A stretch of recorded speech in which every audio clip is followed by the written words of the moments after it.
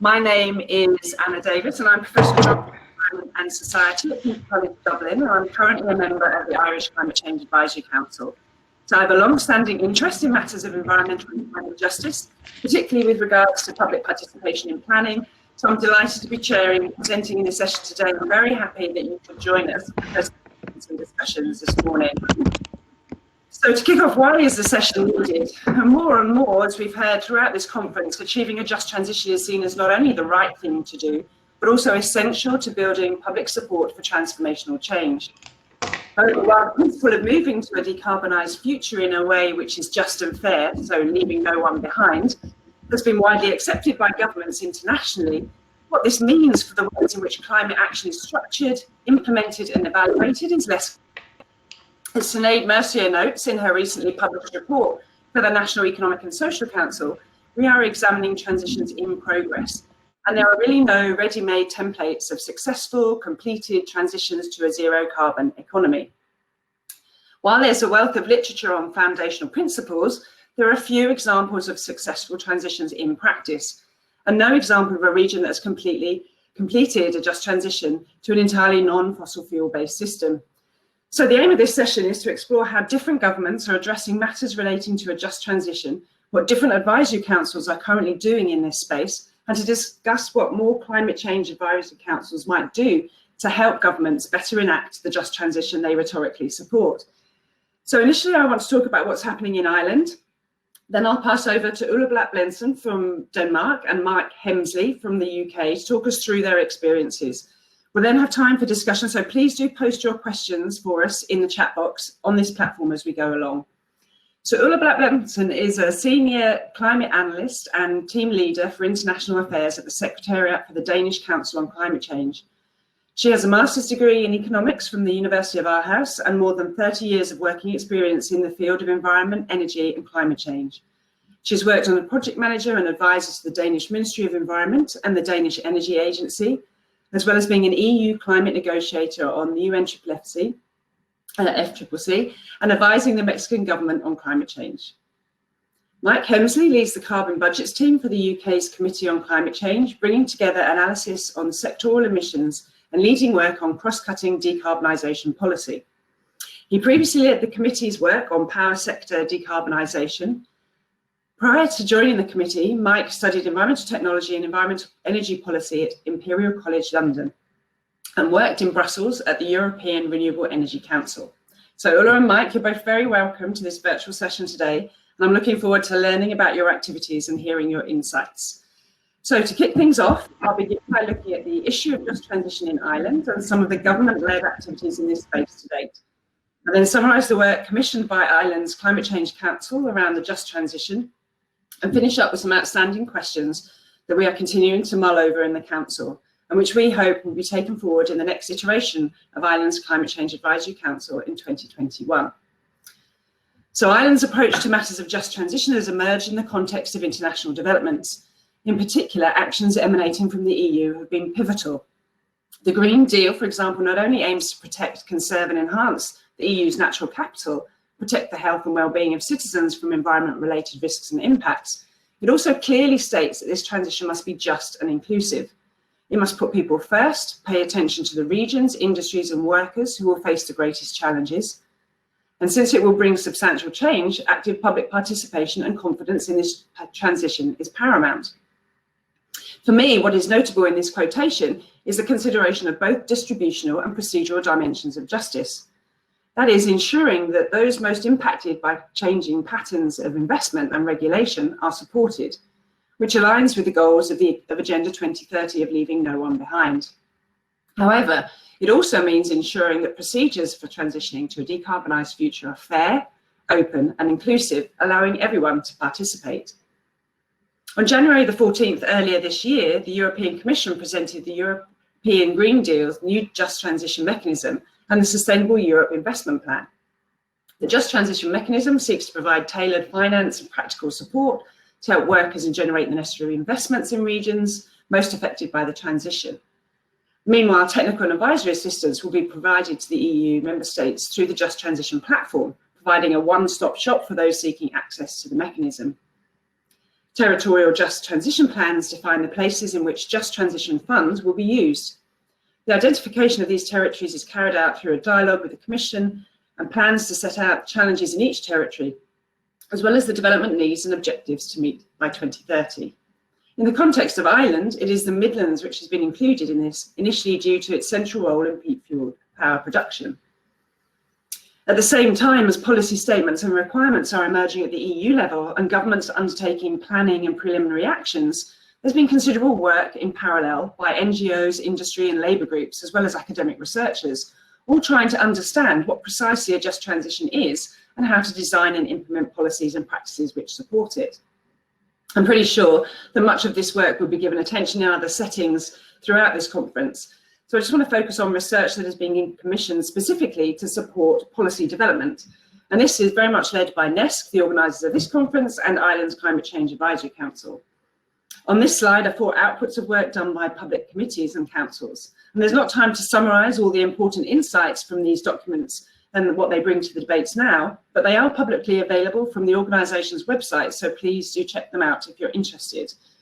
Instead, I've distilled just key lessons from international efforts to enact a just transition amongst these, flagged by Sinead Mercier as important for shaping a just transition in Ireland. There's much to discuss amongst these points, but for me, there's 3 key themes which underpin them. Points 1 to 4 suggest how time, space and place matters. Just transition does not fit neatly into electoral cycles. It will need ongoing commitment with a whole of government approach and cross-party support. Developing a just transition does not take place in a vacuum or on a clean sheet, but in places with historical and cultural specificities that must be considered in any new developments. Linked to this point, 5 to 6 are important practical statements relating to the need to start just transitions processes where you're at, in particular places, uncovering, valuing and cultivating the existing skills and capacities through skills audits. Points 6, 7 to 8 indicate the importance of the social and procedural dimensions of enacting a just transition. In order to bring people along, processes must foster trust, and for that they must be inclusive and accountable. Finally, points 9 to 10 highlight the leading role for government throughout the processes of preparation and planning to the development and evaluation. Certainly, elements of these good practice insights can be found in action by Irish government to date. So in line with the statements emerging from the EU, Ireland has begun its engagement with principles of a just transition by focusing on areas and communities involved in the fossil fuel sector. The move away from peat and coal is enshrined in Ireland's Climate Action Plan, with policies already in place to support peat workers as peat power stations close. 6 million has been committed to a Just Transition Fund for the Midlands, with an additional 5 million dedicated to bog restoration and rehabilitation, and 20 million for housing upgrades in the region. The government has appointed a Just Transition Commissioner in November 2019, who has created a Just Transition Task Force to engage with key stakeholders in the Midlands. The delivery of Just Transition measures were provided for in Budget 2020, in particular, providing an operating model for the new Just Transition Fund for the Midlands. The Just Transition Commissioner submitted his first progress report in April 2020, with a government response following, and I'll briefly look at some of these elements now. So the first progress report was published in April in the shadow of the COVID-19 pandemic.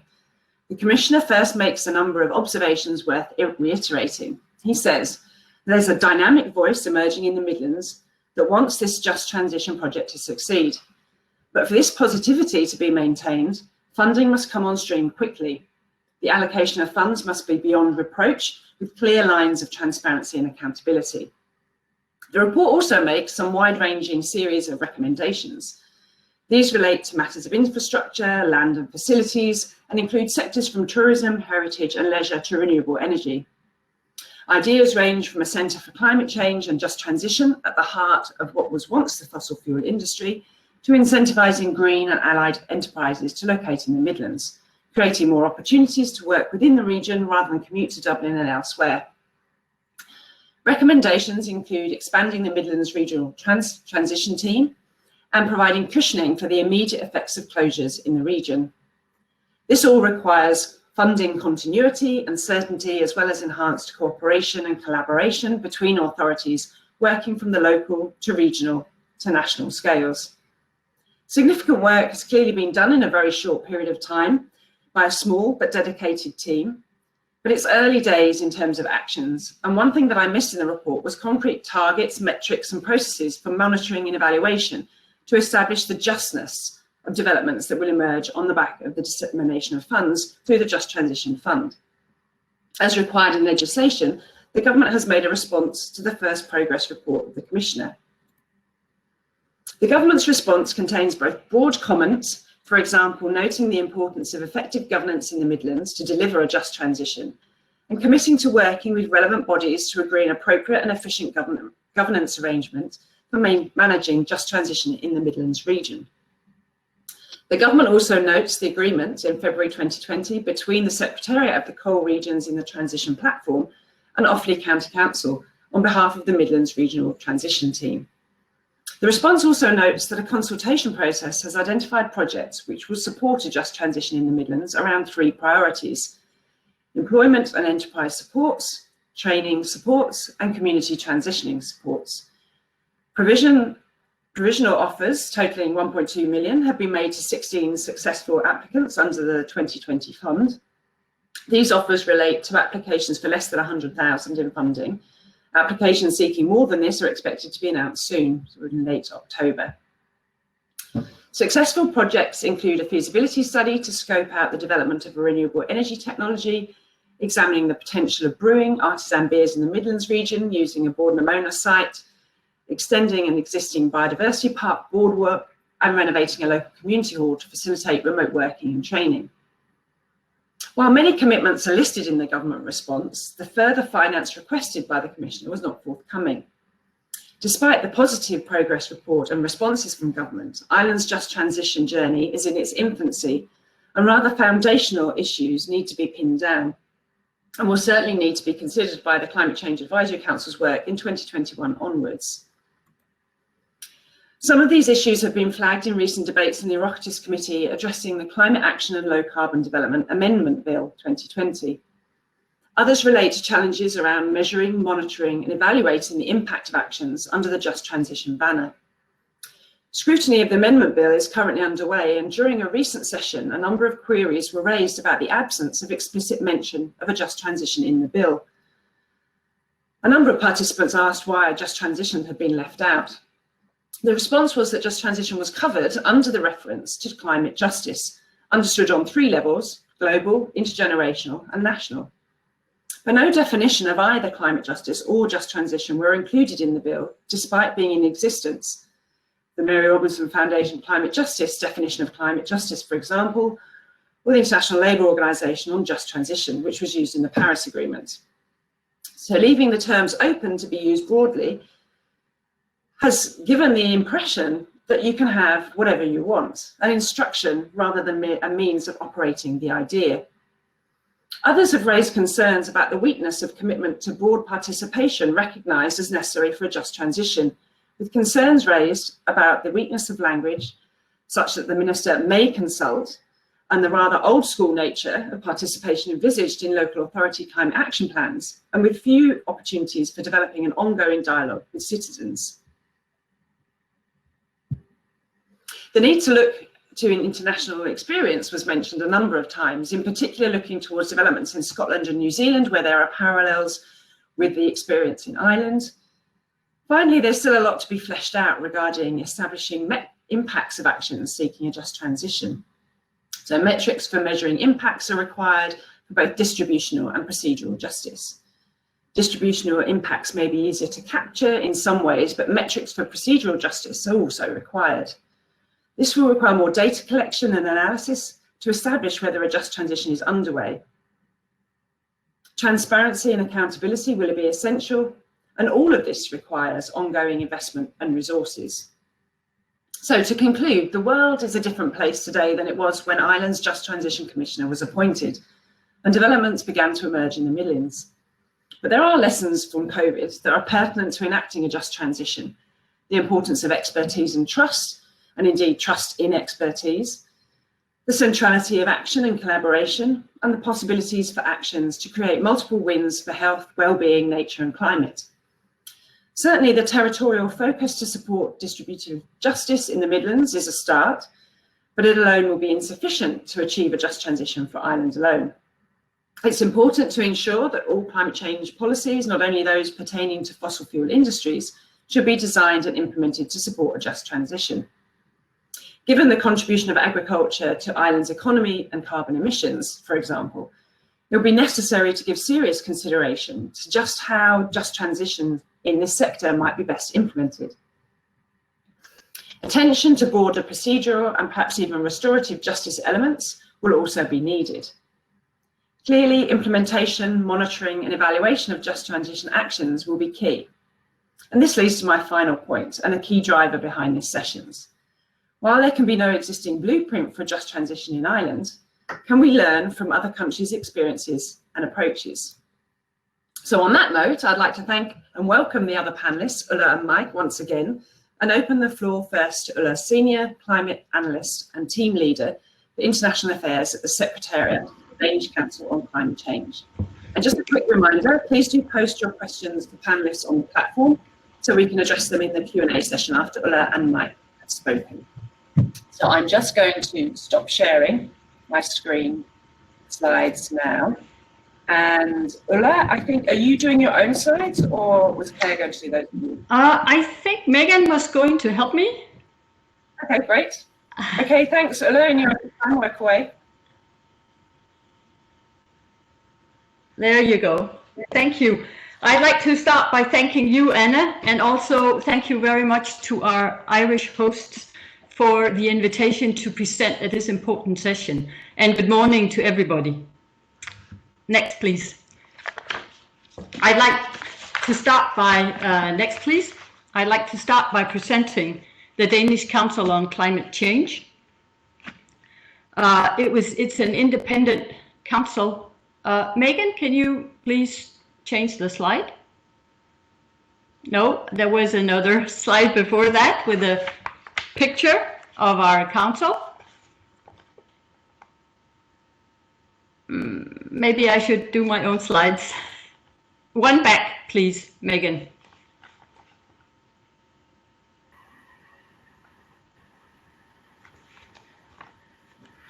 Okay, anyway, the Danish Council on Climate Change was established in 2015, and it has 9 council members from academia.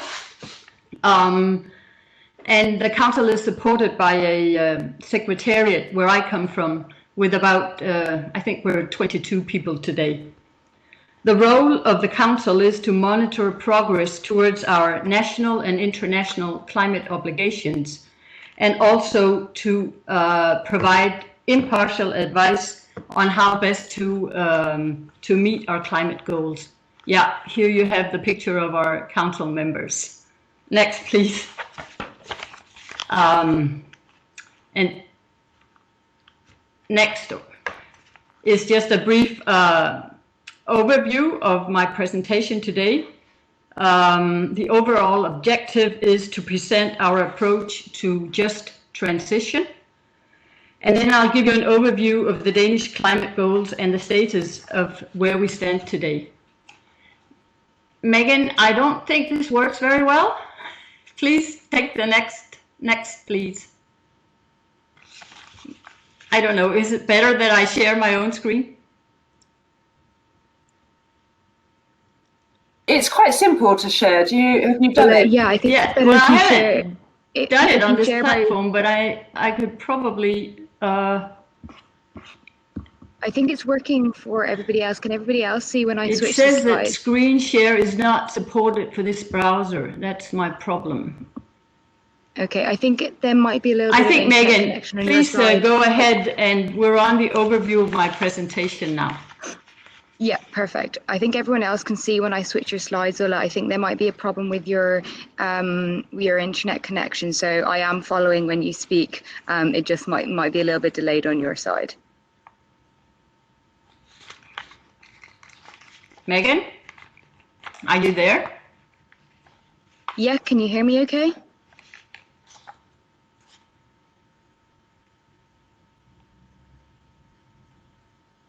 Hi, Ulla. I think everyone else can hear me. I think there might be a little bit of connection thank issue you. on your side. Your slides Well, are as I up. said, I'll start by our approach to just transition, and then I'll give you an overview of the Danish climate goals and the status of where we are today. I will also then discuss the way forward, our paths towards 2030 and eventually 2050, and give you the Council's proposal for a greenhouse gas tax, and then I will be discussing whether this is consistent with a just transition. I'll also try to highlight some important issues that may be relevant to the EU as a whole and other member states as we go. Next, please. On your next slide.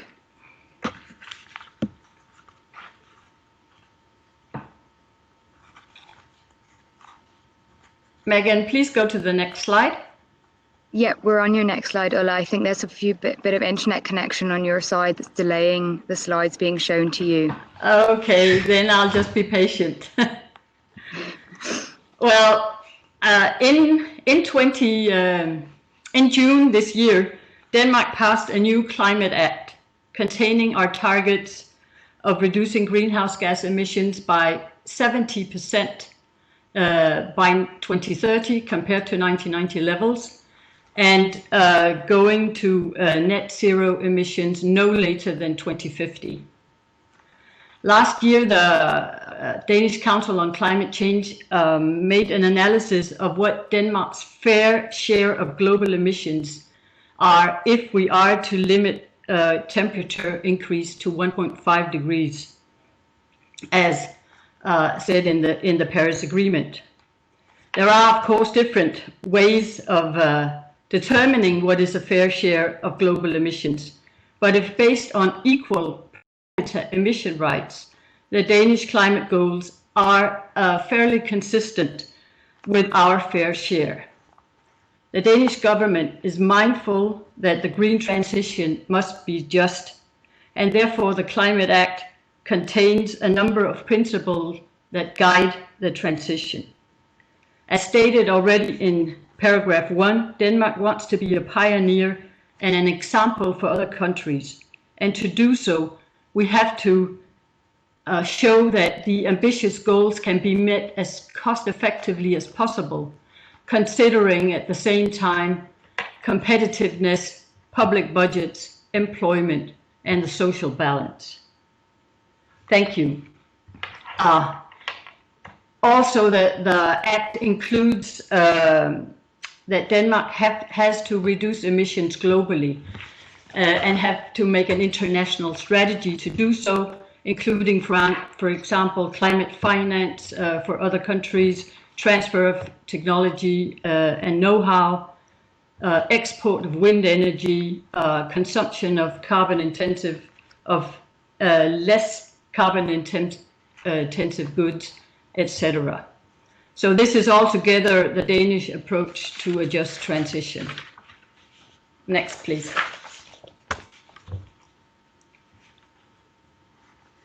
The next slide that's coming up soon, I'm sure, will show our climate goals and historic and projected greenhouse gas emissions. Today, we have reduced emissions by about 38% compared to 1990. So we need to double the reductions, and we only have about 10 years. We only have 10 years to go to 2030. I hope it comes up soon. The graph. Is up there now for everybody.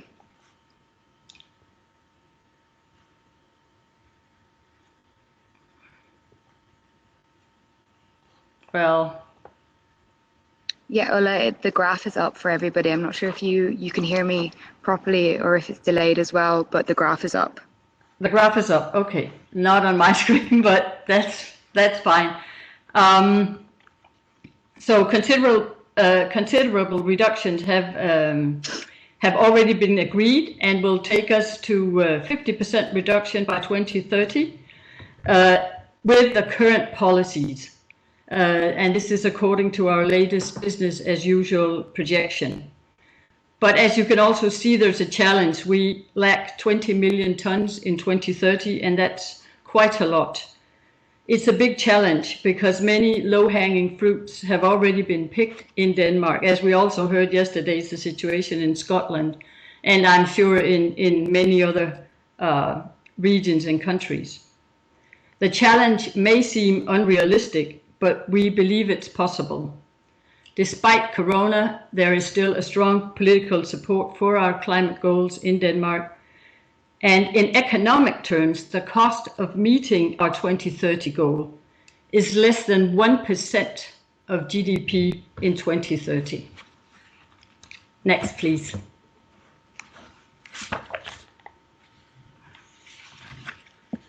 That's on your next slide there, Ola. Because the big question, of course, is how to get to 2030. And the next curve, I'm not sure if you can see it, but it's reversed compared to the other one. We start in 2020 with our 38% reduction. So you have reduction compared to 1990 on the y-axis, and then we need to be at 70% reduction in 2030. The path of getting there matters if we are to be in line with a just transition from a global perspective.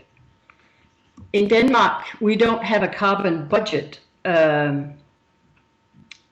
connected to the 2030 goal, but we have recommended to the government that they decide on an intermediate goal in 2025, an indicative goal of between, this is going too far, of between 50 to 54%. I'm not sure what graph you're looking at now. This is not the right one that I see, at least. You want the graph with paths towards 2030. So we have recommended to the government that they have an indicative goal in 2025 of between 50 and 54% reduction. The government's current climate program will only get us to 43%. This is represented by the green line in, and maybe you see the right graph, I don't see it here. Yeah, we have the right graph up, the one leading from 2020 to 2030. Well, anyway, the government's current climate program will only get us to 43% in 2025. They are relying in the current program heavily on technological development, for instance, in carbon capture and storage and green hydrogen.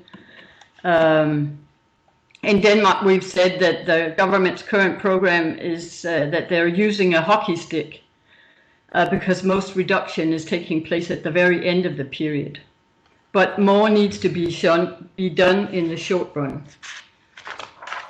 And our proposal, and this is now the graph with the proposal for a greenhouse gas tax, our proposal is an increasing greenhouse gas tax across all sectors. We already have a tax in Denmark. Some sectors already or only today pay what corresponds to the EU carbon price in the EU emissions trading scheme. This goes for coal use in industry and diesel and agriculture, but in other sectors, coal use and natural gas use and district heating pay much higher taxes, as well as there's a much higher tax on fuel oil for transport.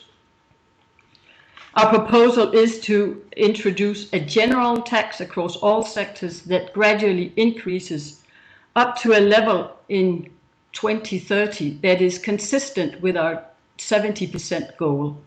And this means that the tax has to increase to about 200 euro per ton. This is the marginal cost in our calculations of meeting our 2030 goal. It is the most cost-effective and fair instrument to reach climate goals because the polluter pays, and it offers the right economic incentives to reduce emissions.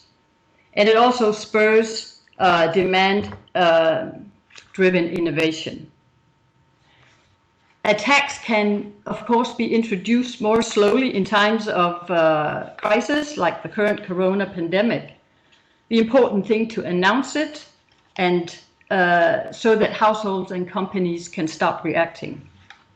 And the tax can be complemented by many other measures. In times of recovery, these measures can focus on green transition with a high employment effect, such as building renovation, other energy efficiency measures, and renewable energy tenders. Next, please. But the big question, of course, is a CO2 tax a fair instrument? And let us go back, look back to the guiding principles in the law. Firstly, cost effectiveness. Yes, a carbon tax is the cheapest, will ensure that the cheapest reductions are made first, and the more costly reductions later. Also for Europe, removing fossil fuel subsidies and ensuring a higher price on carbon, for instance, in terms of a price floor, is the most cost-effective way to reach our common climate goals. And then what about competitiveness and business development? It is a key issue. A tax will not be effective if production just moves outside the country. So we have to avoid carbon leakage.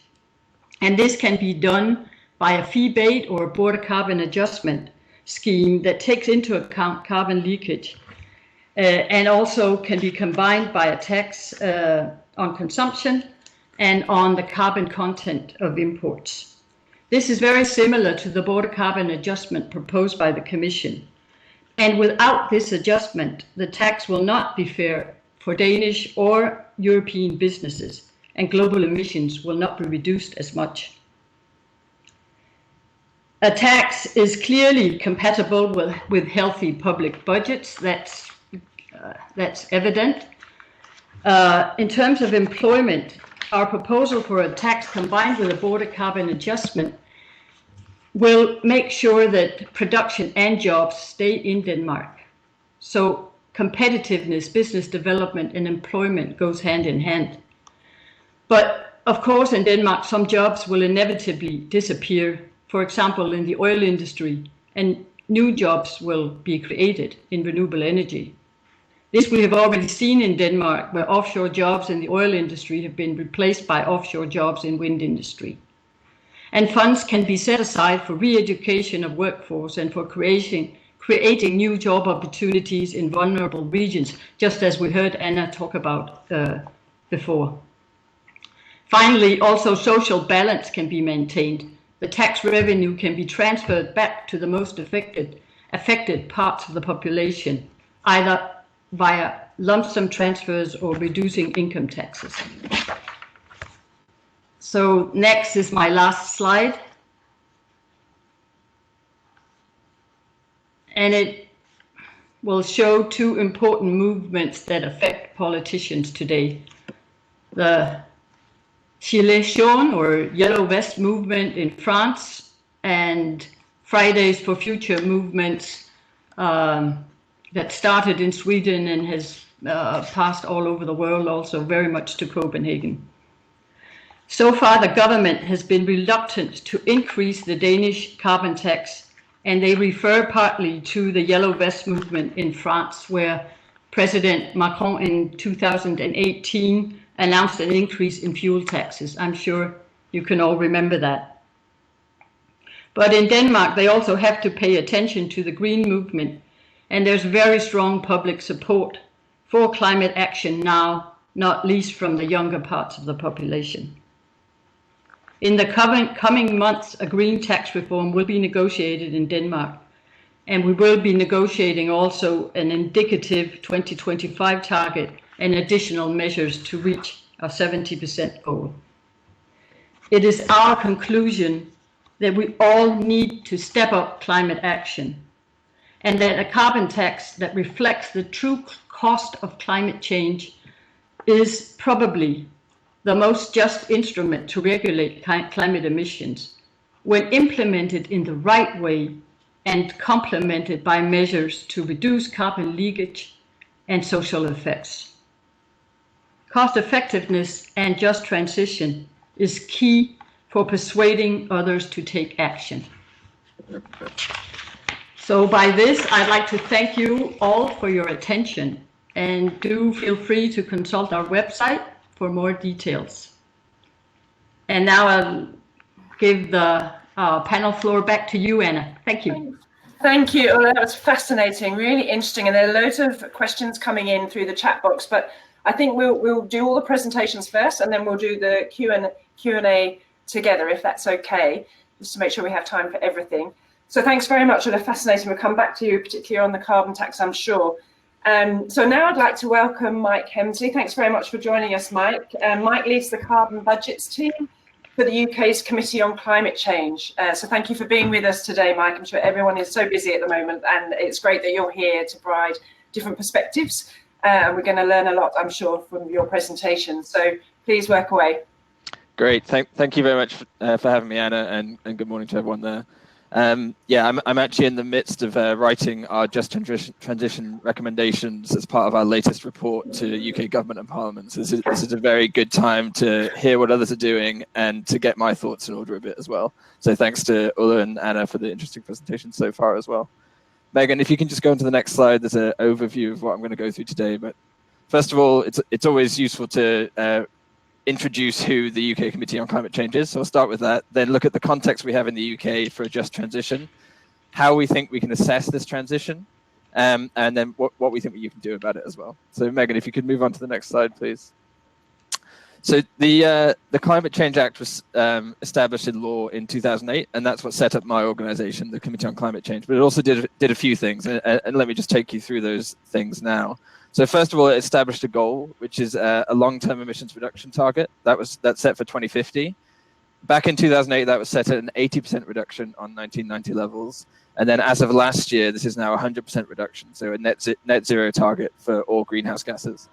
But it doesn't just set this long-term target, it also establishes a pathway between now and then. So we break up the period between 2020 and 2050 into what's called carbon budgets. So we currently have 5 of these carbon budgets going out to 2032. And our job this year is to advise on the 6th carbon budget. And I'll show you what that's starting to look like on the next slide as well. But just before then, once these carbon budgets are established, so we'll recommend to government what we think the appropriate level of cumulative UK emissions should be over a 5-year period. They can choose whether to accept our number or they can choose another number. Thankfully, they've always accepted our number, so we're hoping that they do the same with the one we recommend this year. But once that's established in law, then there's a requirement for the government to bring forward policies and proposals demonstrating how they're going to meet that budget as soon as it's practicable after that. So we'd expect that within typically 6 months to a year after it's established in law. And then there's a bit of back and forth there after that, where we monitor the government's progress towards these policies and proposals. And every year we publish an annual progress report to Parliament saying, here's what the government's doing, here's where we think the gaps are. And we try to identify in particular certain sectors where they're off track to reducing emissions over the long term. So Megan, if you could just move on to the next slide. I mentioned what carbon budgets look like, what carbon budgets are. This is what they actually look like in the UK at the moment. So obviously we've reduced emissions fairly significantly since 1990 levels already, about 45% overall. But we've actually done a lot of the easy stuff in the UK, similar to what Ulla was saying in Denmark as well. We've had some changes in the UK's manufacturing sector, which means we kind of produce the same value of overall manufactured goods, but with lower carbon intensity. So the way I think it is less carbon intensive stuff and more things like satellites instead. We've also almost got rid of coal and electricity generation, which is responsible for a big bit of the fall that we've had historically, and we've reduced emissions from the UK's waste as well. The way I see it, the next 30 years of decarbonisation are going to be much harder than the last 30 years of decarbonisation in the UK, and part of our role is to advise on that. The other thing that makes this more difficult is we've also just changed the long-term goal. So up until about 2 years ago, we were aiming for 80% reductions by 2050. Now we're aiming for 100% reductions by 2050. And part of our job this year is to advise on the 6th carbon budget level. That's the emissions between 2033 and 2037.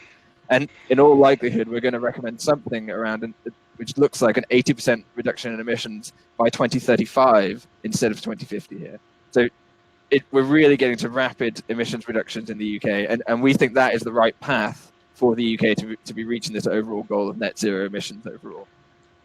So Megan, if you could move on to the next slide, please. So that's kind of the emissions framing that we've got at the moment. But let's talk a bit more about the context for a just transition in the UK.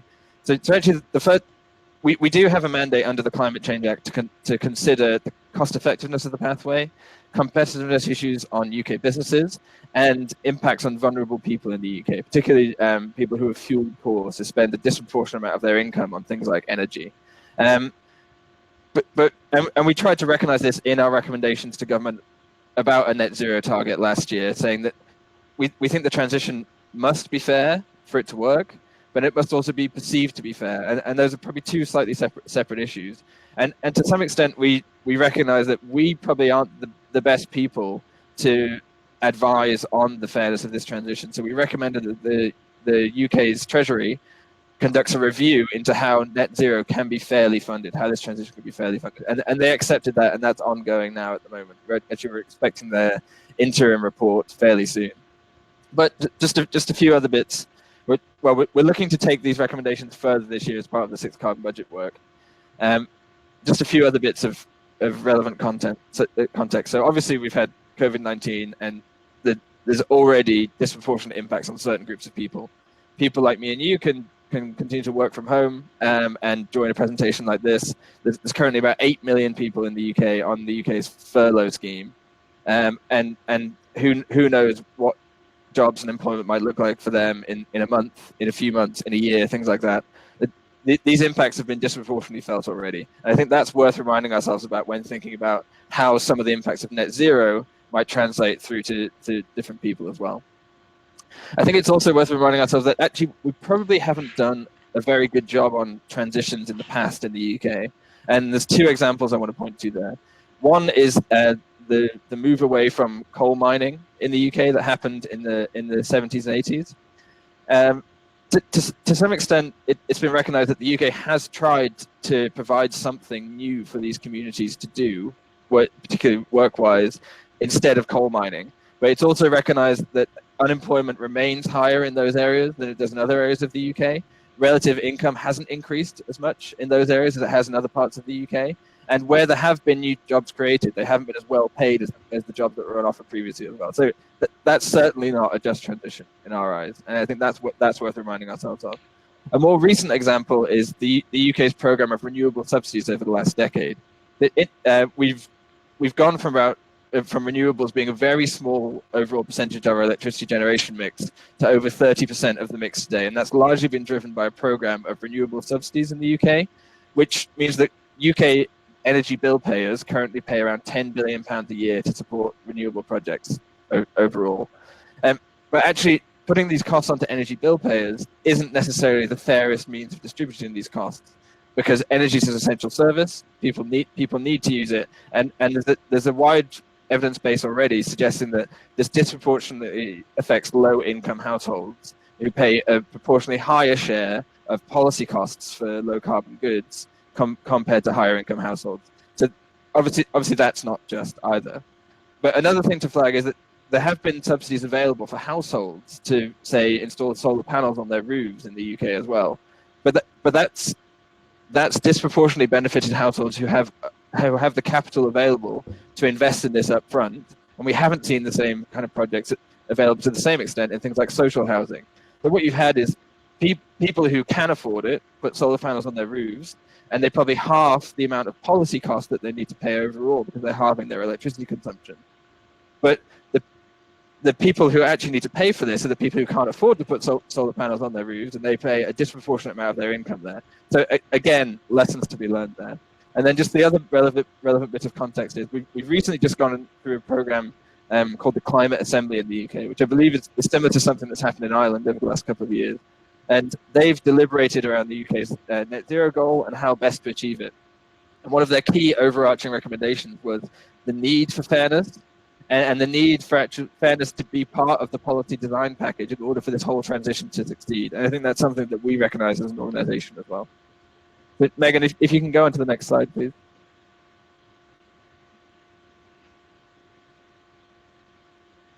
There we go. So how do we think you can actually achieve it? Well, sorry, I think it's how to assess it first, Megan. I think you might have skipped a slide. Or maybe I'm seeing the wrong one. Yes, thank you. So how to assess it? I think this is the challenge that I'm going through with writing this latest recommendations report at the moment, because obviously net zero is a massive transformation. I think that some of it can be done, a little bit of it can be done behind the scenes. You know, we can build more low carbon energy. In the UK, we can do a lot of that as part of offshore wind, and people don't necessarily need to see that. And actually, that does provide opportunities as well. Now we think renewables are cheaper than high carbon power in the UK. So in the long run, we think energy bills can come down from things like that. And that also can produce low carbon jobs as well. There's some evidence to suggest that male unemployment in certain parts of England has been halved due to jobs in the offshore wind industry. So there's really, really good evidence there. And potentially other opportunities as well in things like electric vehicle production, battery production, things like that. But there's also going to be many challenges, and we do recognize this. In some areas, costs are going to have to go up. About 85% of UK's households are on a natural gas grid, and that actually means pretty cheap heating overall in what's a fairly inefficient housing stock in the UK.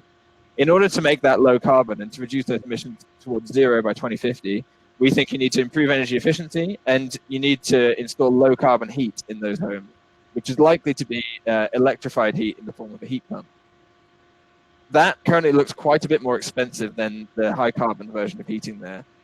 So something will need to be done to make sure that actually vulnerable households who need to heat their homes and people who can't afford to pay for this are protected from some of those costs. Otherwise, again, it's going to be unfair. When we assess this, like Ulla, you can see that the net effect of this is actually quite small. We look at the overall cost of this transition, and we think the costs are probably around 1% of GDP overall. And actually, if managed well, this is a large investment program. There's currently a lot of evidence suggesting that if we kick off this investment program now, this could lead to a direct boost of GDP overall. So it doesn't actually have to be a net cost, at least not in the next decade. And then in the very long run, a lot of this stuff saves energy and saves fuel, so the UK can stop importing fossil fuels as well. There may actually be a net benefit overall to this transition. But what's certain for us is that unless this benefit is managed, it's not going to be seen evenly across all people.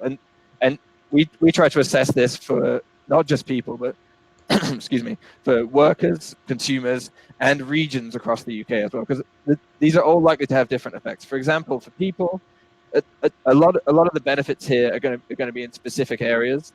For example, you'll see disproportionate benefits for people who live in cities when you've got lower air pollution as a result of a transition to electric vehicles, things like that. But you may not have that in other areas of the country.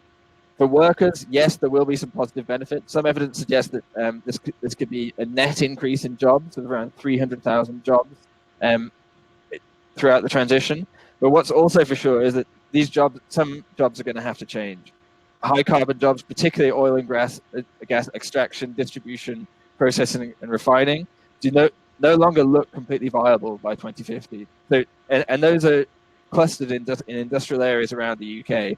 Something will need to be done to ensure that these high carbon workers can transition to something else. But there are opportunities there, and the skill sets look quite similar to things that we might need in the future, like carbon capture and storage, low carbon hydrogen, offshore renewables, things like that. But what's for sure is that transition is not going to happen automatically. There needs to be guidance, and there needs to be investment in transferring those skills into these kind of things. I mentioned some of the issues around consumer bills in the UK at the moment. What's evident is that consumers will need to be protected as part of this as well. Some people might be able to pay for this. Some people might not. For example, aviation is one of the only sectors in our analysis in the long run which continues to produce a lot of emissions. But we think maybe, because a lot of flights are taken by a small group of proportionally richer people, they could pay for a lot of the emissions removals in our scenarios, and that, from a justice perspective, that's actually quite fair. But what you need to remember is that some families only take a flight a year or every 2 years, and if you're suddenly increasing the cost of their flight as well, maybe that's not fair on them as a consumer. So you need to deal with these kind of knotty issues there. And then looking at regions as well, I mentioned some of the issues we've had in regional transitions around the UK already, and that's only going to be even more evident. We've got high kind of carbon-intensive clusters around the UK, particularly for farming and particularly for heavy industry. We need some consideration of how these regions are going to deal with this transition as well. And then finally, if you can move on to the next slide, Megan, just a few thoughts on how I think we can deal with it. And actually, a lot of this is actually borrowing from another commission which has looked at this in more detail than we have so far. And actually, when we put this to our committee, they agree with a lot of these principles that the Scottish Just Transition Commission have come forward with. First of all, you need to plan for it. It's already happening, and without a plan, there are going to be disproportionate effects here. And we've learned some of those lessons already in the UK and around the world as well, actually. You need to bring people into the decision-making process more than we have done to date. I think the Climate Assembly is a really good first step on that. But increasingly, I think there's a need probably for more local engagement. A lot of local areas are pledging kind of net zero plans, climate transition plans as well. They're beginning to talk about this, but we need proactive local engagement to decide, well, how do people want emissions to be reduced in their local area? What kind of jobs and opportunities do they want to be created? Those kind of things. And then that needs to be fed back up to the national level and regional level as well. Equity needs to be at the heart of climate change policies. We've noted as part of this presentation, it hasn't been to date. And I think regular review of these policies needs to take place to say, well, what are the impacts here? And if there are negative impacts, what kind of trigger points are we building into these policies to review it and change these policies so that we can resolve these negative impacts that they're having? And then lastly, start now. I mean, the world is already transitioning to net zero, which is really great and positive news. But unless we start to think about what this transition means for the UK now, we're going to miss out on some opportunities, and we're going to make these challenges even harder to deal with in the long run.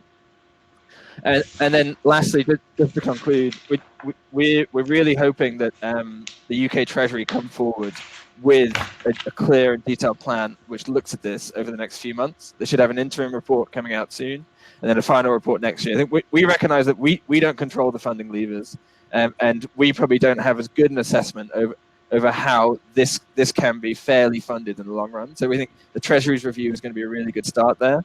And that should also include plans to monitor and report regularly on progress towards achieving this fair transition and protecting vulnerable groups as well. I think one thing is creating a plan for it. The next thing is making sure that plan works and monitoring it regularly and changing it if it doesn't work as well.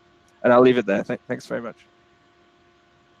Thanks very much, Mike. Some real food for thought and very interesting similarities and similar experiences going on between the Danish Council and yours. And also we were in an Irish context have been looking very much towards Scotland in terms of what they're doing. So that's fascinating as well. There's been loads of questions that have come in through the chat. I'm going to hopefully get through all of them.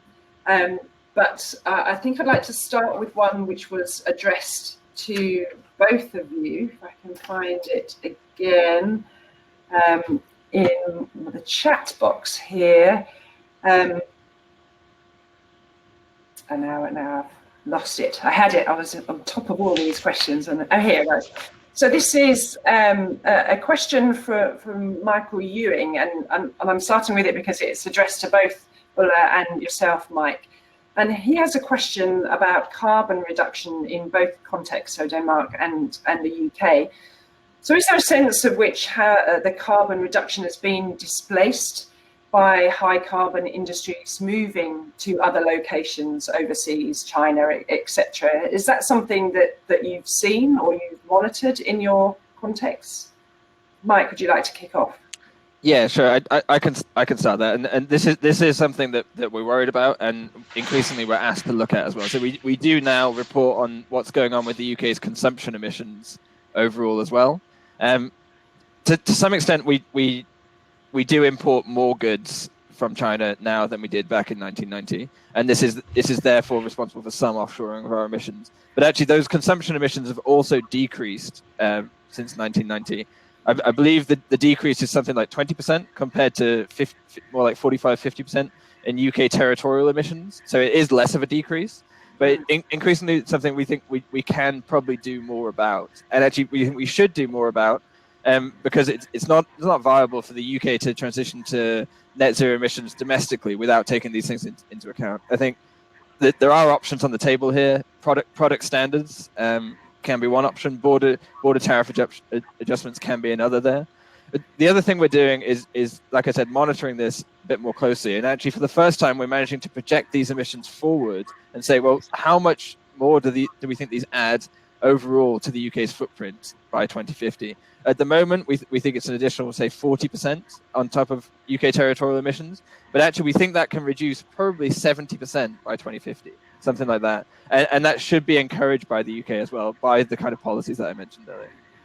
That's right. I hear from people in the IPCC Working Group 3 that this issue of consumption emissions is going to be coming forward much more strongly than it has in the past, and something that probably the EU needs to consider in terms of its guidance as well. So, Ulla, did you have anything on that from your perspective in Denmark?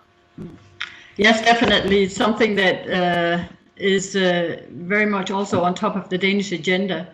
I think we did not do this analysis ourselves in the council, but others have estimated that our carbon footprint is about double the current, the national emissions if we take into account the carbon content of our imports. So it's something we will be looking a lot at. In my 20 years working in the sector, I've seen a few big industries close in Denmark. For instance, fertilizer industry, but it moved to Finland and not China. Our main, we never were a really heavy industrial sector, but we have a lot of farming. And we are quite concerned, of course, that farms will move away when they also need to reduce their emissions. So yes, it is very important to look at and to be aware of. Thanks. Yeah, no, that's interesting. And of course, the agricultural sector in Ireland is very important too. But just following on from that, another question for both of you from Kevin O'Rourke, which is sort of related. He's asking that the two objectives of carbon tax are stimulating behaviour change and raising funds for low carbon investments, which can address some of the deficits in relation to fairness. So regarding behaviour change, how strong is the evidence of effectiveness in Denmark and the UK? I mean, I understand that a behavioural expert was appointed to the Climate Change Council in the UK a number of years ago, and perhaps there are also behaviour change specialists within the Danish Council. So do you have any insights in that area around behaviour change? Have you seen any shifts and transitions amongst that area? Ulla, would you like to go first on that one? Yes, we just appointed two new council members to the Danish Council on Climate Change, and one is an expert in behavioral change. So it is something that we will be looking more into. We are right now starting a project on food and demand for carbon low food products, and also how the public sector can go ahead in public kitchens and so on how to induce a more climate-friendly diet. So it is something we will be looking at. We have not been looking much at it up to now, but yes, it's definitely important. And I think also important that production follows, because what the agricultural sector is saying to us, okay, yes, that's fine with consumption. It won't, if we change consumption in Denmark, it's not going to have an effect on global emissions, because there will still be a demand for Danish meat, pigs and milk. Dairy products are still in high demand, and the exports will just increase. So I think it is an issue that we have to tackle. We have to also change production patterns to a more plant-based production. But it's a big discussion with us, for sure. Yeah, and definitely similar kinds of discussions here in Ireland around beef in particular. So Mike, do you have anything to add on that regarding behaviour change and evidence of effectiveness in the UK? Yeah, sure. I think I'd probably split the effectiveness into two areas. So one is how businesses respond to things like carbon tax. I think we've got quite good evidence actually that in some cases it really is quite simple. If you tax them and there's an alternative they can switch to, this will change. So carbon taxation has been a big driver of coal exiting the power system in the UK in favor of natural gas. So I think in those areas it is quite effective. I think there's a lot more uncertainty around how policy can deal with individual behavior change in the UK, but it's a really important part of our scenarios overall. Just to highlight some of the behavior changes that we think might be needed overall. We're talking diets, shift away from all meat and dairy, about 50% between now and 2050. And that compares to a trend of around 10% over the last decade or so. But importantly, I'm not sure we really know why that 10% has happened.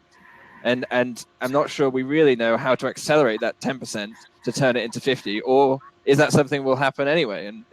And also, we don't know when that will happen. Is that something that will happen over the next decade, or is that something we really have to push for? I think compared to other things in our scenarios, it's a really tricky thing to kind of build in.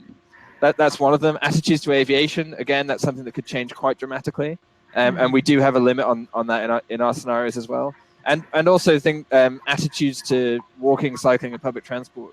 We also think that's really important, but quite limited evidence on people actually changing their habits, at least over the last decade or so in the UK. So again, I think very important overall, but higher level of uncertainty than some of the other things that we build into our scenarios, and probably more of a gap in terms of where policy is on that at the moment in the UK. Great, thanks, Mike. And it was interesting there that both of you mentioned the sort of academic makeup of the councils, and a question came in from Sinead Mercier right at the beginning, which was about, it was directed to you, Ola, in respect to the academic structure of the council. Here in Ireland, we have in the first iteration had representatives of state bodies. So she was kind of interested to know the dynamic amongst the academics within the group.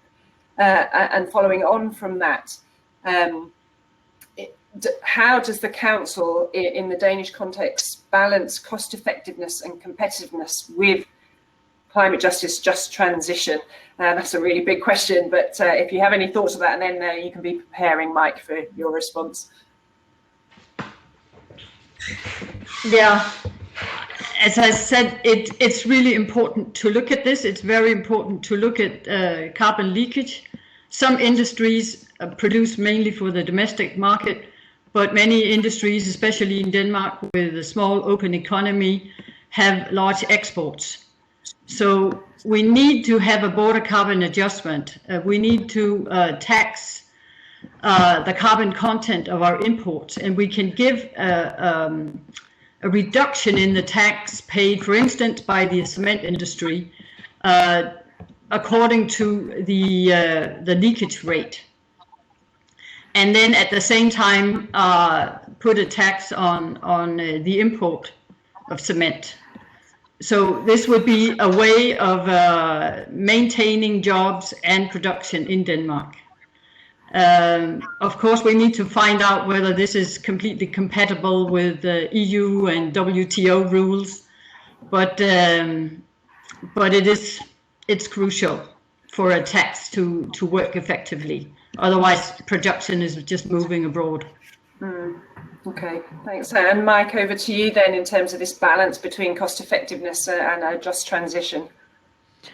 Yeah, well, just to touch on the industry point there as well, I think we agree that Plan A is decarbonising UK industry and not offshoring it, and we're also clear that requires some protective measures from government to do that. To some extent, the protective measures part of the EU ETS have been quite helpful on that so far, but I think it's recognised that they haven't done enough. And we're also considering things like border carbon adjustments, as Ola mentioned in the UK. I think, ironically, as the UK leaves the EU implementing border carbon adjustments might be something that we want to piggyback on top of to address this issue somewhat as well. And then in terms of overall cost effectiveness, I think we try to assess that in terms of the pace of the transition. It's not storing up costs for, say, another generation in the future. Is it spread evenly over time? And who does it affect as well? So the people I talked about earlier, regions workers, consumers, and people. We try to look at it through all those different lenses in order to assess whether we think it is fair or not. Yeah, I think you're right. I mean, we have some interesting questions here, and it certainly struck a chord with me, Mike, when you talked about the failures of transitions in the past. I mean, my family grew up in the valleys of Wales, and those areas, even 20, 30 years later, are still experiencing massive socio-economic deprivation. So what kind of learning can we have about the kind of failures of the past to ensure the livelihoods of whole regions really are protected in this decarbonisation transition? I think there's no perfect answer, but I think first of all, thinking about it in advance is only going to help. Ideally, what you'd want to do is make sure there's something available in that region or close to that region, which is as good an opportunity as what was there before. So, and I think to some extent, government can control that in terms of targeted investments. I think when we look at what regions are going to be affected by a UK transition to net zero, actually we see a lot of synergies with where we think things might need to happen for a transition to net zero as well. That could be CCS infrastructure, low carbon hydrogen, offshore wind, things like that. So to the extent that those synergies are there, they should be exploited as much as possible. And I think part of that is government getting training programs in place now to transition some people, particularly as a result of reduced UK oil and gas production following the COVID crisis. Now is a very good time to be starting that transition for some of those workers. In some places, unfortunately, you won't have those synergies. So I think the options there are more limited. You can try and direct some investment to certain areas. You could look to build factories for low carbon manufacturing, things like that there. If that's not available, I think you need to consider something else, which may be more kind of direct support to communities affected, or other opportunities which are maybe not part of the low carbon transition, which could be directed there as well. Thanks. Yeah, and related to that, Ulla, there was a number of questions came in asking about how Denmark is retaining jobs in the offshore industry. So is this happening to a switch from sort of oil or gas to renewables, and people retaining their space offshore? Maybe you could talk a little bit about that. Yes, definitely. I think we have a very good example from the big harbour town on the west coast called Esbjerg. That's where my family comes from. And when I was a kid, there was a smell of fish all over the town. It was a fishing community, small fishing boats. Then they were taken over by huge trawlers, and they were all employed or unemployed. But then at the end of the 70s and beginning of 80s, with the oil crisis, they were starting to get jobs in the oil industry. And a huge oil industry developed, especially in the harbor. And now people in the oil, working in the oil platforms, are getting training on how to climb windmill towers and are shifting actually to the offshore wind sector. But of course, wind energy has been prioritized in Denmark for many years, and there is a very large wind industry in Denmark. So there has been a lot of focus with public support, with research and development, and also support for retraining of people. I know in Esbjerg there's a huge retraining program. So yeah, and but I agree very much with also what Mike said. There are also some regions and some areas where it's much more difficult to find a right alternative, and yeah. Yeah. Okay, great, thanks. And there's some quite specific questions coming in. I don't want to put you necessarily on the spot, so please feel free to say if it's not something that you could talk about. But there are some questions, Ulla, for you with regards recommendations around Denmark's carbon tax on transport fuels. and I don't know if you have a comment on that. It was from Kevin O'Rourke, and he asked, what is the recommendation in Denmark regarding carbon tax on transport fuels where there may not be feasible alternatives available yet? Is that something that you can comment on? We have looked at that in our recent report on how to meet our 70% target and looking at this carbon tax. It should be the same across all sectors, and already we have a quite high tax on fuels. It can be increased partly, but it depends a lot on the cost of fuels in Germany and Sweden, because there can be a lot of border trade here. So if we have a much higher tax on fuels in Denmark, people would just fuel in Germany and Sweden. I think there is some room for increasing the fuel tax in Denmark, especially compared to Germany. But an alternative is road pricing, and this is something we will also be considering. Okay, and just related to that, if I could just stay with you, Ulla, for a second. From Noel Cahill has asked if the Danish government adopted the recommended level of the carbon tax, how much of the 70% target would come from emissions? Would it deliver? Hang on, I'll just get me the right question here. Yeah, I saw that question. So I cannot answer that exactly. We've looked at the socio-economic costs of reducing carbon and found that at a price at a tax level of around 1,500 or 200 euro per ton, we would be able, this is the marginal cost of meeting our goal. But it's clear this is a socio-economic calculation, and it does take into account externalities such as other benefits that are not priced in the market, and therefore it's not. It's a bit difficult to say exactly how far we would get towards a 70% goal with this tax.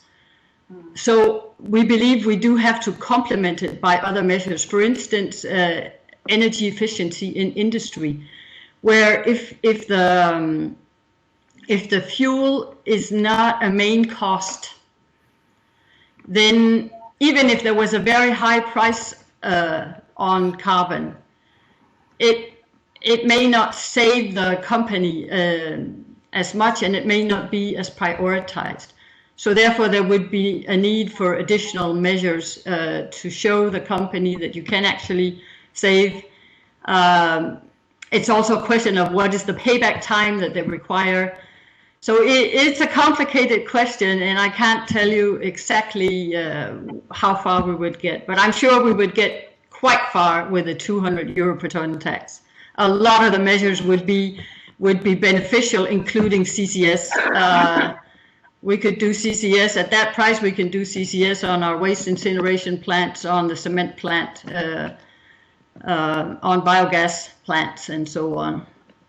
Power to X, green hydrogen. Maybe it's getting up there. We might not be able to, at the current prices, get big reductions from green hydrogen, but depending on if the costs can come down.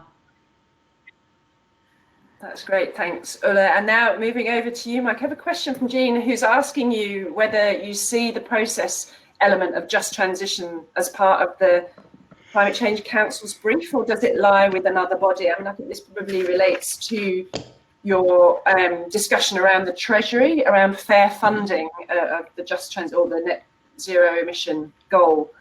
So perhaps you could just comment on that. Yeah, definitely. We think it's something that we need to have a view on, and we need to have strong recommendations on, but we also recognize our limits in this area. I think we're a fairly small organization, about 20 on emissions reduction overall and a few more on climate adaptation. And actually, to properly take this into account, you probably need a similar sized body just looking at the just transition elements of all of this. And so we definitely recognize our limitations. Part of that was our recommendation to the Treasury that they should look into this because they control a lot of the levers. Whether it sits with them in the long run or it needs some kind of new body, we don't have strong thoughts on. I think let's wait and see for what the Treasury come out with their review and their plans for monitoring it as well. It might be that they prefer to kind of keep control here, or it might be that they prefer to give this to somebody else. So when you say 20 people is small, we look at our secretariat here, and we're very envious of the support. Yes, I'm sure. Sorry. But no, I mean, you're right that this thing to be taken seriously needs considerable resources, investment, ongoing, and a long-term commitment. I guess maybe sort of related to that, and we'll start with you, Mike, but then open up to Ulla as well. There's a question from Anuka, excuse me, Vanio, about engagement. I mean, both you and Ulla and myself mentioned this notion about public participation, and she had a question that sometimes people feel frustrated if they participate, but they feel their views not taken into account in final decisions. So how do we overcome this problem? And whether you have any thoughts on that, Mike, and then I'll come to you, Ulla. Yeah, I do think that's difficult, and I think we're probably in a bit of a moment like that in the UK at the moment, just having had the Climate Assembly. I think that'll be a real test on how serious do Parliament and government take these views, and how much are they reflected in policy there. And our recommendations are that they very much should be. I think definitely recognise that people do feel disengaged if their views aren't taken into account. But I think also, given enough time to properly deliberate about the subject, I think people do recognise how complex reducing emissions towards net zero is overall. And I think that's definitely something the Climate Assembly recognised there. So I'd hope that some people as part of this process would have, say, a more nuanced understanding of there are multiple ways to do this, and policy might pursue one way compared to another here, but that's part of kind of a portfolio of options on how to do this. I think another thing people would need to see is more justification of why certain routes are taken over others, and that probably helps here as well. And I think that's, again, something that hasn't really been justified in the UK to date.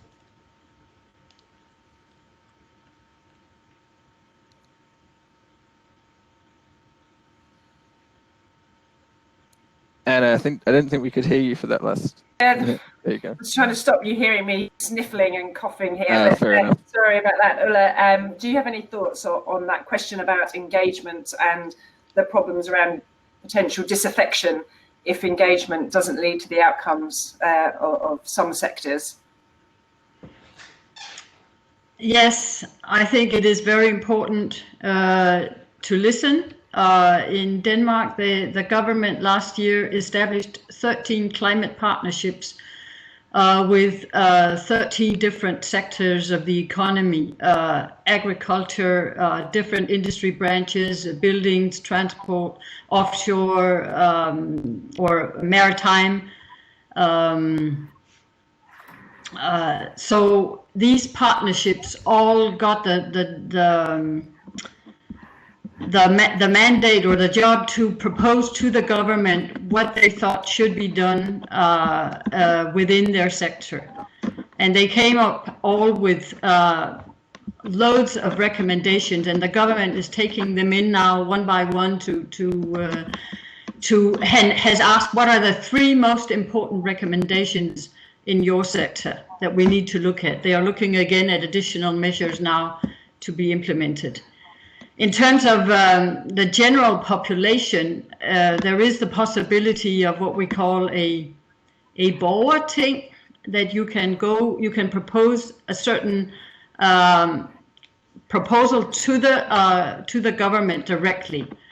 And we also have a youth climate council that has regular meetings also with the minister. But of course, they need to see action, and the hockey stick is not enough action in the short run. And if they do not do something about this, I'm not sure they will be re-elected the next time. So, I mean, they have to show that they were elected on the green agenda in Denmark to a large extent. So they have to also show that they mean it very seriously. Thanks, Ulla. And we were reaching the last 5 minutes of the session today. So there's quite a nice broad question provided by James Rooney that might be a nice point to end on as a final comment. Does anyone have a clear vision of the end game here? Are we pointing towards an electric society powered entirely by wind energy and a population living on a plant-based diet, and that the last stages will be to manufacture and store cable wind turbines in a carbon zero way? I mean, I think, I like the question in the sense that it's asking us about a vision for the future. Where do we envisage ourselves, and the role of a just transition and a just society? I mean, I think perhaps in an Irish context, we have lots of great plans, but sometimes this vision of the goal is absent. So I wondered whether in both of your contexts, there's any work going on around the councils or the committees, and which is looking towards this kind of end game, this vision of where we want to be, and whether you could talk a little bit about that. So Mike, would you like to kick us off on that one? Yeah, sure. So I think we do have a vision in energy and emissions overall. I think we probably don't have a vision on exactly how you get there, and I think that's probably where we, to a certain extent, recognize our limits as a Climate Change Advisory Council as well. We can try and be helpful in informing how to get there, and paint this long-term picture in terms of emissions, but a lot more detailed thinking needs to go on about how to get there. In terms of the vision for emissions, we think actually you could probably reduce emissions in most sectors to zero by 2050, if not before. The exceptions to that are probably agriculture, where you've still got a lot of emissions from livestock production, dairy, and aviation, where we think it's basically better to just offset those emissions through genuine negative emissions, either trees or carbon capture and storage underground, and continue to burn fuel in aviation, leaving residual emissions in that sector, than it is to, say, use synthetic fuel, which might be more expensive. So those are the two exceptions to getting to zero. I think we're quite clear on that. I think the government recognizes that. It released what's called a clean growth strategy a few years ago, which kind of bought into our vision in most areas, actually, recognizing that there are options available in some areas. Particularly a contentious one in the moment is what to do in decarbonizing heat in the UK's residential building stock. And we'd expect them to revise that strategy next year, and they promise a net zero strategy. So we're basically proposing our vision to them, and we're hoping that they kind of endorse it somewhat and produce their own vision, which people could then work towards once that's produced in the spring next year. And again, they should be the ones producing more of the detail on the how and who is involved and how to get there as well. Okay, thanks very much, Mike. And Ulla, how much visionary work is conducting in a Danish context? Well, I think I can only maybe say just the same as Mike. There is a vision of zero carbon emissions no later than 2050, maybe before, and we think it might be possible to reach this before 2050. There will be some emissions left, especially from agriculture, and maybe also from the flight industry, but this will be offset by increasing forests and carbon capture and storage. So, and what exactly will be the technologies that will be winning in the long end, whether it will be green hydrogen or new jet fuels.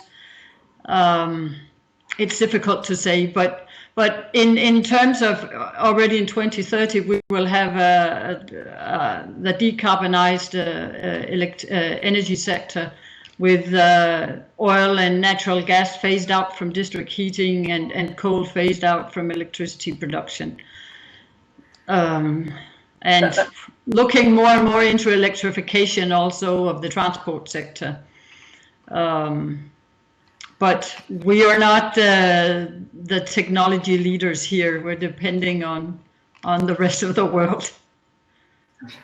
Thanks very much, Ulla and Mike. I'm afraid we've run out of time in the session today, but I hope we'll be able to continue the conversations in the future. And thank you so much for your questions from the audience, and apologies if we didn't get to yours today. I'm sure the panelists would be happy to talk offline or via email if you want to follow up with any of us. So before we finish, I'd just like to thank a few people who made this session possible. First and foremost, HENESC, of course, for having the foresight and focus to arrange this 15th session of the EEAC meeting around this important matter of just transitions. Second, to Claire Camilleri from the Climate Change Advisory Council Secretariat, who's done a lot of the heavy lifting in terms of organising and liaising with our panellists today.